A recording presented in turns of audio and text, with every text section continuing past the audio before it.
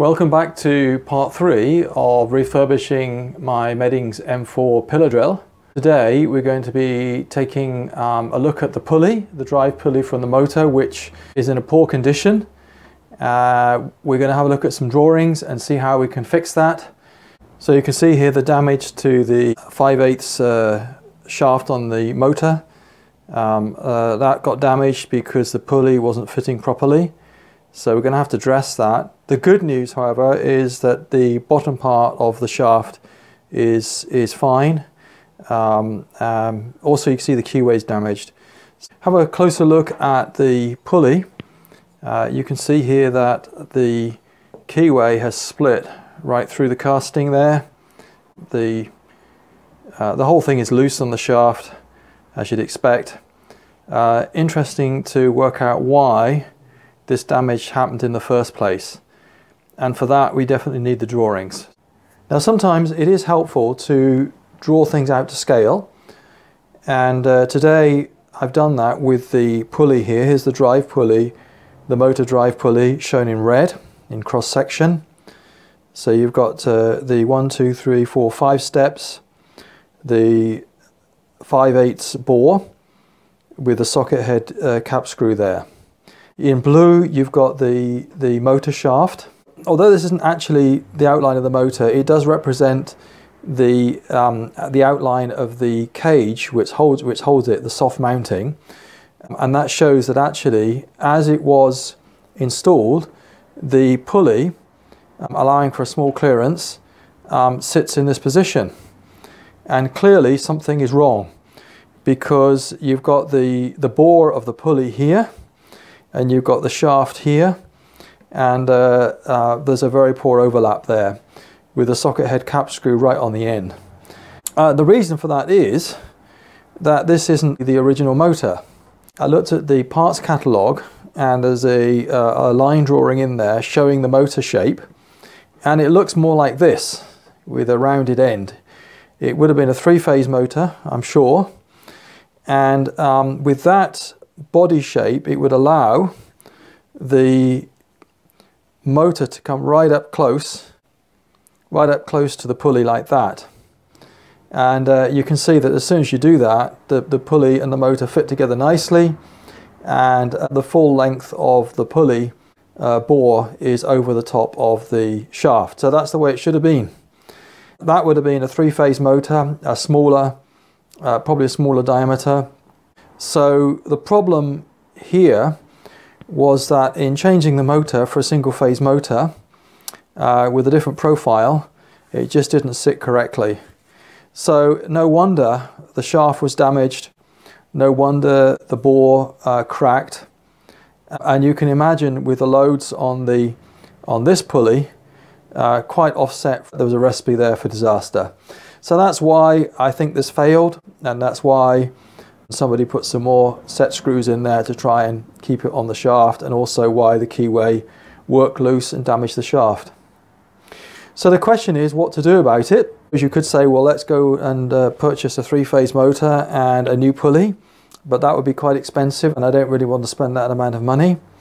The motor seems very serviceable to me, apart from the shaft. If that can be dressed up, then we've got a good motor. I don't really want to buy a pulley, they're expensive, and even if I were to buy a new pulley, you still have this problem. So what I'm proposing doing is this. So you've got the same pulley in red, and then we've got the motor in its current position, and then what we want to do is ensure that the full length of the shaft is used in the bore of the new pulley. So to do that, I've had to insert 2 bushes. One is purple here, inside the pulley, and inside that a smaller green bush, which mates with the shaft and has a keyway in it. So in that way, we've got good overlap between the shaft and the pulley. It's a bit of work, but I think it's worth it. It's a 5-step pulley, it's quite complicated. So I like to try and use it. What I propose doing is making these 2 bushes first, then setting the pulley up in the lathe, skimming this diameter and skimming this face once I've ensured that the V-grooves are running true. I need to also move the grub screw to this position as it should be, gripping the key. I also have here the drawings of the two bushes, so that's the larger bush, 3 5/8 diameter by 5/8 thick, and the smaller bush which fits inside that, basically made from 2-inch diameter stock. So once I've made that smaller bush, I can cut the keyway on the shaper and hopefully assemble it later. So that avoids having to mount the finished pulley in the shaper, which is a little bit tricky.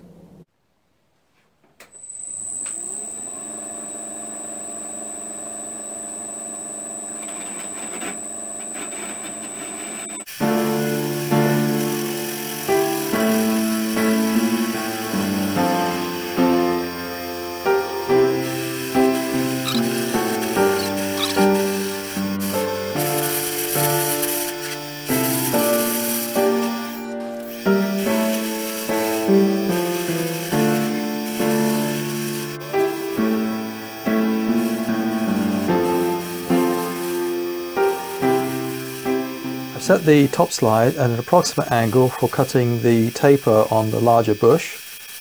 I haven't gone to a great deal of trouble to work out the angle. I'm just measuring the remaining length of the flange and the inner diameter as the taper emerges, and making some adjustments there to get the approximate angle.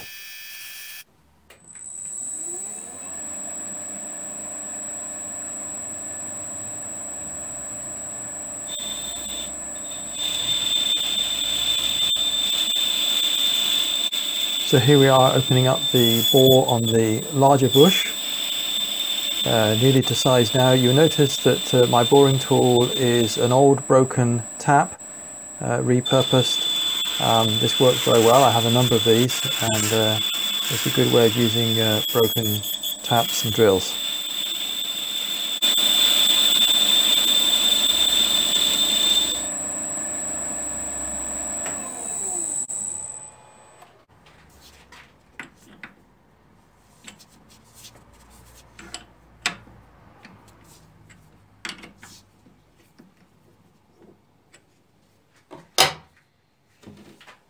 In my previous videos I showed my recently acquired cheap bandsaw. Unfortunately that's not set up yet, it's not tracking properly.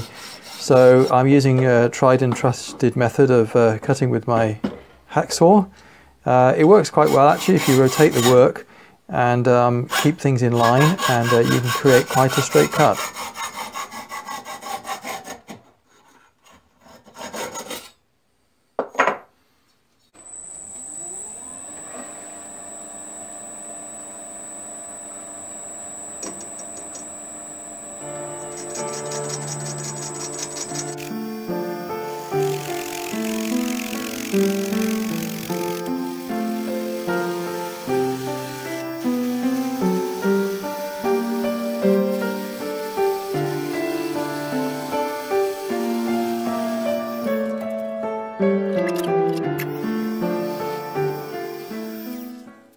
Well, before cutting the slot in this bush, the first thing we need to do is lay out the width of the slot, and that will help with setting up in the shaping machine.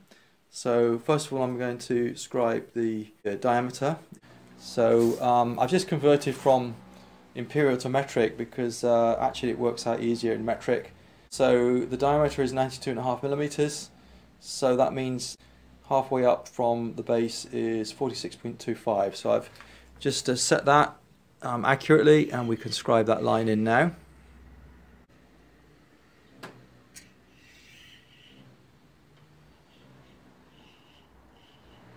And then we need to come up 5 millimeters and down 5 millimeters and scribe those two lines in.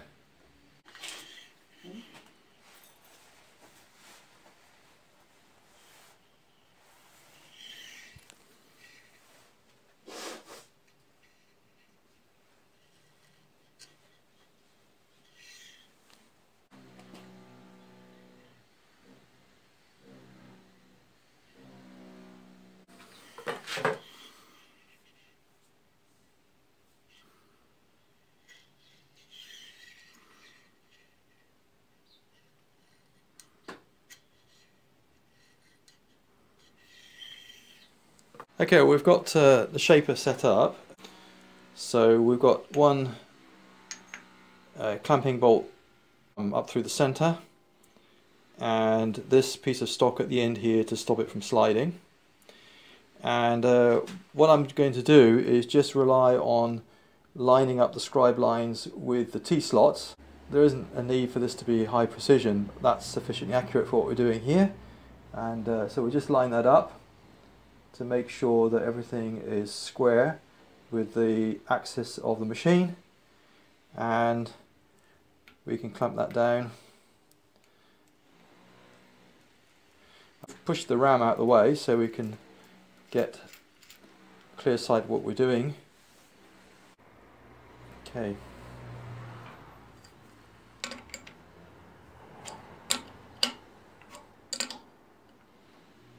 Good. That's not going to move. Now we can bring the ram back.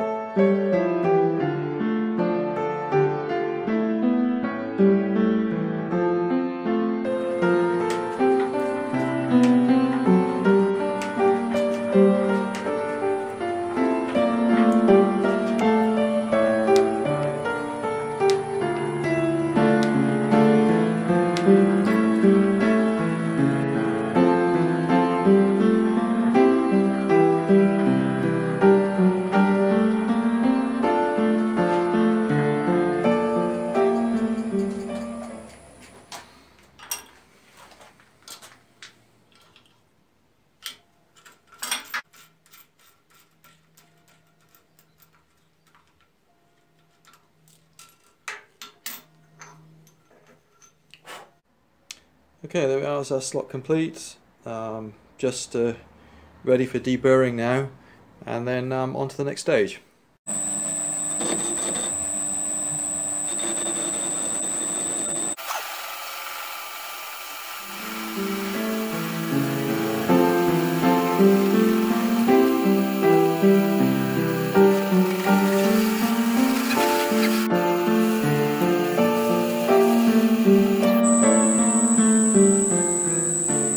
Applying marking out fluid now to mark the shoulder for turning up to. I know a lot of people use their vernier calipers to do this, but I prefer to use odd leg calipers. I just don't like to use my measuring equipment in that way.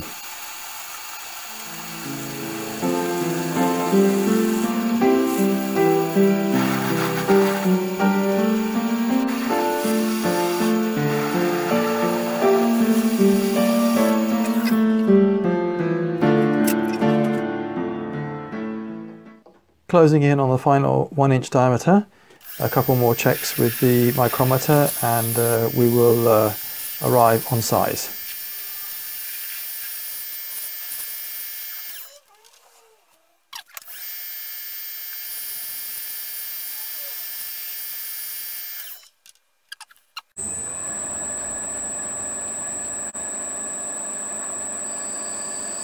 And finally 2 chamfers to finish things off nicely.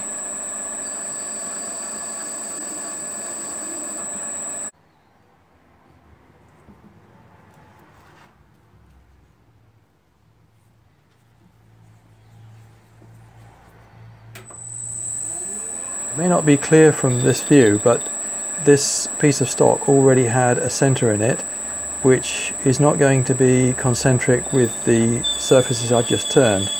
So to help the center drill, drill on center, I'm just tidying up the bottom of that hole to give a nice plain surface for the center drill to cut into. Because, yeah.